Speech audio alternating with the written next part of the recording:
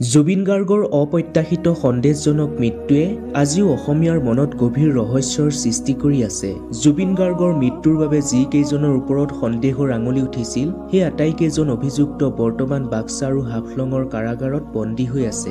লোকৰ টকাৰে বিলাসী জীৱন যাপন কৰা শ্যাম কানু মহন্ত আৰু সিদ্ধাৰ্থ শৰ্মাৰ এতিয়া ঠিকনা বাক্সাৰ কাৰাগাৰ। আজি আমি আপোনালোকক বাক্সাৰ জেলত গভীৰ নিশা ঘটা এটা আচৰিত ঘটনাৰ কথা কম, যি ঘটনাই বাক্সাৰ জেলৰ চাৰি দেৱালৰ ৰহস্য খুলি পেলাইছিল। প্ৰিয় দৰ্শক, মূল ঘটনাটো বৰ্ণনা কৰাৰ পূৰ্বে আপোনালৈ আমাৰ এটাই অনুৰোধ, আপুনি যদি সঁচাই জুবিন গাৰ্গে উচিত ন্যায় পোৱাটো কামনা কৰে, তেন্তে কমেণ্টত #জাষ্টিছ ফৰ জুবিন গাৰ্গ বুলি লিখি ভিডিঅ'টো অন্তত এজনক হলেও শ্বেয়াৰ কৰি দিব। কাৰাগাৰৰ অন্ধকাৰ কোঠাটোৰ ভিতৰত জুবিনদাৰ একালৰ অতি বিশ্বস্ত সংগী তথা মেনেজাৰ সিদ্ধাৰ্থ শৰ্মা। মজিয়াত পাৰি থোৱা কম্বলখনতে শুই সিদ্ধাৰ্থই টোপনি যাবলৈ চেষ্টা কৰিছিল, কিন্তু অপৰাধ বোধে দিয়া সেই জুইকুৰা ইমানেই প্ৰচণ্ড যে টোপনিৰ পৰা তাৰ চকু এতিয়া বহু দূৰৈত আছিল। কাক সি বিশ্বাসঘাতকতা কৰিলে, কাৰ জীৱন কাহিলে, কৰ পৰা কি হৈ গল, এইবোৰ কথাকে ভাবি সিদ্ধাৰ্থই প্ৰতিটো নিশা উজাগৰে পাৰ কৰিছিল। যোৱা নিশাৰ ঘটনা।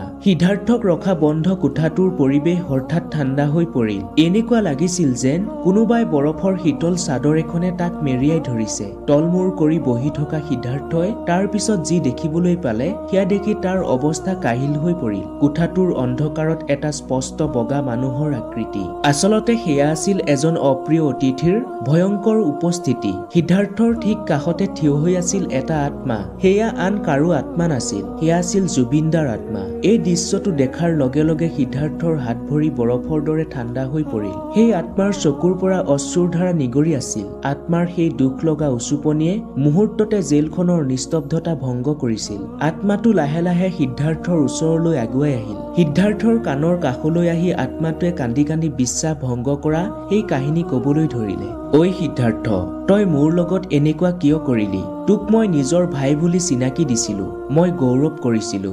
মোৰ দৰে তোকো মই মুকলিকৈ থাকিবলৈ দিছিলো। মই তোৰ কোনো কামত কেতিয়াও প্ৰশ্ন কৰা নাছিলো। কিয় সিদ্ধাৰ্থ, ইমান মৰমৰ বিনিময়ত এই বিশ্বাসঘাতকতা কিয়? তোক মই নিজৰ ছাঁ বুলি ভাবিছিলো, আৰু তই মোৰ অন্ধকাৰৰ মাজলৈ, চিতাৰ জুই মাজলৈ ঠেলি দিব পাৰিলি। যিখন অসমৰ কথা ভাবি মই বলিউড ত্যাগ কৰি আহিছিলো, সেই প্ৰাণৰ অসমখনৰ পৰা তই মোক দূৰ কৰিলি। মই ভাল পোৱা মোৰ জন্মভূমিৰ পৰা মোক চিৰদিনৰ বাবে কাঢ়ি নিলি। মৰমৰ বিনিময়ত এই প্ৰতাৰণা কিয় কৰিলি? মোক মাৰি তহঁতে কি পালি, কি শান্তি পালি? জুবিনদাৰ আত্মাটোৱে এইদৰে উচুপি উচুপি কথাবোৰ কৈ থাকোতে সিদ্ধাৰ্থই চকু টিপ মাৰিব পৰা নাছিল।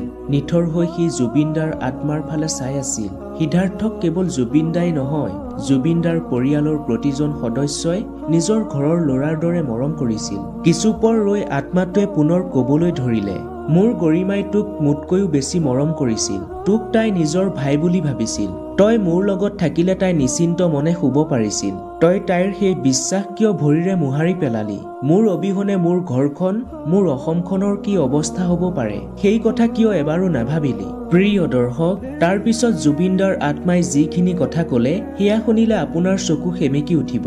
জুবিনদাৰ আত্মাটোৱে কান্দি কান্দি কবলৈ ধৰিলে, মোৰ দেউতা পাপুৱেতো তোক মোৰ সমানেই মৰম কৰিছিল, নিজৰ ল'ৰা বুলি ভাবিছিল।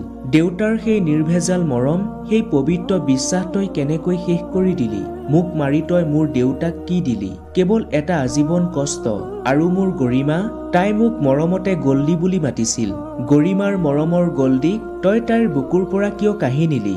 মই জানো যে মোৰ মৃত্যুৰ পিছত মোৰ সেই লাখ লাখ ভাই ভনী, মোৰ হাজাৰ হাজাৰ মা দেউতা, তেওঁলোকে তহঁতক কেতিয়াও ক্ষমা নকৰে। তোৰ জীয়াই থকাৰ অধিকাৰ নাই বুলি তেওঁলোকে মোৰ মৃত্যুৰ দিনাই সিদ্ধান্ত লৈছে।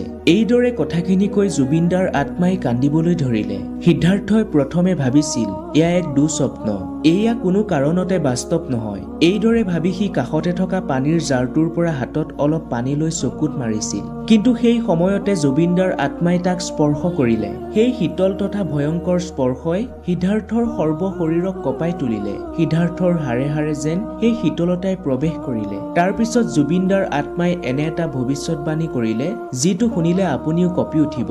খং উঠিলে জুবিনদাই কিদৰে কথা কৈছিল এবাৰ মনত পেলাওক। সেইদৰে ৰুদ্ৰমূৰ্তি ধাৰণ ধাৰণ কৰি জুবিনদাৰ আত্মাটোৱে সিদ্ধাৰ্থক কবলৈ ধৰিলে, সিদ্ধাৰ্থ, তই ভাবিছ যে এই কাৰাগাৰৰ চাৰিদেৱালে তোক ৰক্ষা কৰিব?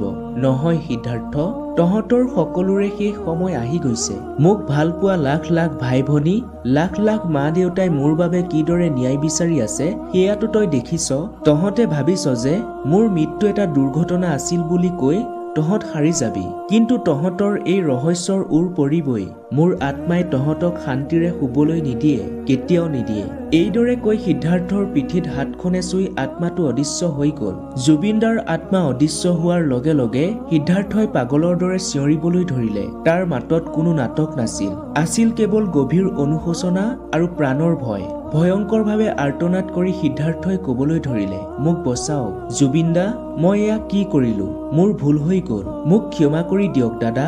সিদ্ধাৰ্থৰ টেটুফলা চিঞৰে মুহূৰ্ততে গোটেই জেলখন হাহাকাৰ লগাই দিলে। জেইলাৰৰ পৰা আৰম্ভ কৰি সকলো নিৰাপত্তা আৰক্ষী সিদ্ধাৰ্থৰ কোঠালৈ দৌৰি আহিল।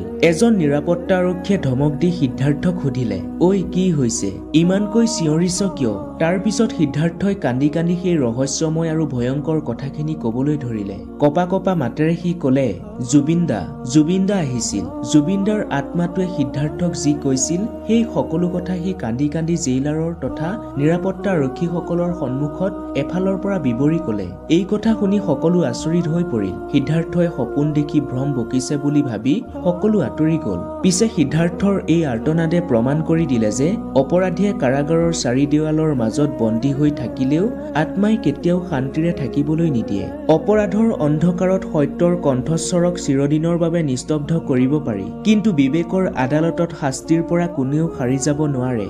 বাক্সাৰ কাৰাগাৰৰ চাৰি দেৱালৰ ভিতৰত সিদ্ধাৰ্থ শৰ্মাৰ লগত এটা ঘটনাই প্ৰমাণ কৰিলে যে জুবিনদাৰ আত্মাৰ শান্তিৰ অবিহনে জুবিনদাক বিশ্বাসঘাতকতা কৰা কোনো অপৰাধীয়ে কেতিয়াও শান্তিৰে টোপনি মাৰিব নোৱাৰে। অসমৰ প্ৰতিজন ব্যক্তিৰ হৃদয়ত জুবিন গাৰ্গ সদায় জীয়াই থাকিব, আৰু জুবিনদাৰ ন্যায়ৰ বাবে প্ৰতিজন সঁচা অনুৰাগীয়ে মনে প্ৰাণে চিঞৰি আছে। এই ৰহস্যৰ ওৰ নপৰালৈকে এই পাপৰ পৰা কোনেও মুক্তি নাপায়। জুবিনদাৰ আত্মাৰ শান্তি আৰু ন্যায়ৰ এই যুঁজ চলি থাকিব। অপৰাধৰ শেষ আছে, কিন্তু অনুশোচনাৰ জুই চিৰকাল জ্বলি থাকিব। প্ৰিয় দৰ্শক, জুবিনদাৰ আত্মাই শান্তি পাবই লাগিব। জুবিনদাক আমাৰ মাজৰ পৰা কাঢ়ি নিয়া নৰপিশাচবোৰে কঠোৰ শাস্তি পাবই লাগিব। গতিকে জুবিনদাৰ উচিত ন্যায়ৰ বাবে কমেণ্টত #JusticeForJubin Garg বুলি লিখি ভিডিঅ'টো যিমান পাৰে সিমান শ্বেয়াৰ কৰিবলৈ নাপাহৰিব। ধন্যবাদ।